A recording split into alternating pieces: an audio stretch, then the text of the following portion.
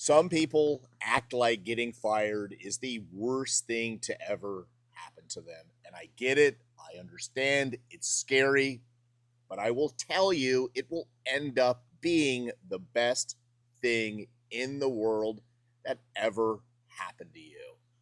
In the middle of COVID, completely unexpectedly, with the world shut down, I got called into the CEO's office and got canned.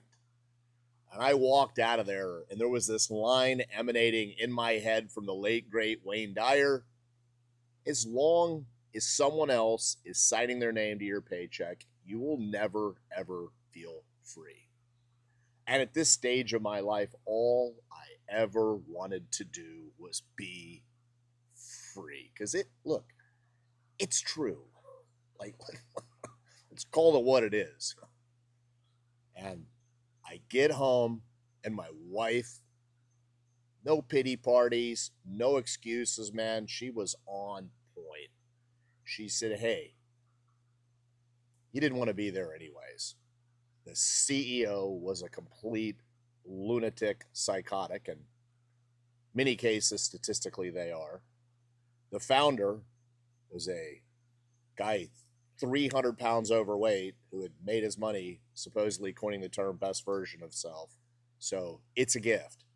And she asked me, "What do you want our lives to look like 5 years from now if you knew you couldn't fail?"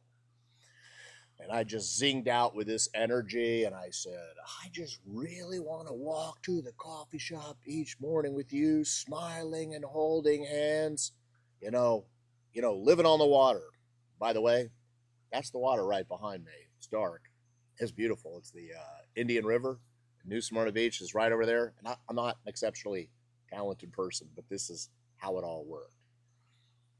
So that became our why. And then we had to really like ask ourselves, like, why do we believe that God put us here? Like, instead of just trying to do it the man-made way, like, why does God really have us here?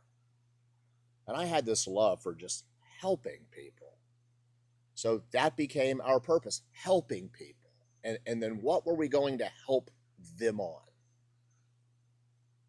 Reaching their full potential as human beings. Because until we're on that journey, and I mean really on that journey, you shouldn't really be making any life's decisions. It comes from a very broken place.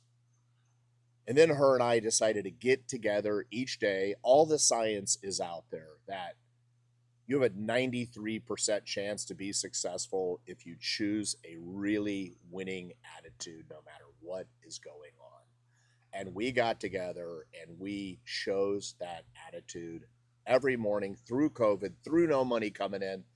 I mean, so people who think I don't understand, I'm like, you can choose an attitude in the darkest shit you've ever imagined, people. So stop your wah, wah, wah, wah, wah, wah, wah, whining. And then the next thing, you know, your highest thoughts got you where you are, and it's undeniable. So if you want to go to someplace new, you've got to take the time to disrupt all of those thoughts and learn something new every single solitary day. And lastly, we were all in. We acted as if our lives depended on it. Because they did. And we founded a company in 2020 called the Dream Leader Institute. And the rest is history. Literally helping countless people and companies around the globe find out what their why is. I have a great process for that. If you want to experience it, shoot me a message. I'll schedule some time with you next week, and I'm not charging you. You know, number two, choosing that attitude. What's the daily mission, and what are you learning? And if you will just do that and stick with it long enough, you'll understand getting fired was the best thing that ever happened to you anyways, because you didn't like being there anyhow. So why do you think so lowly of yourself that you think you need to stay in that situation?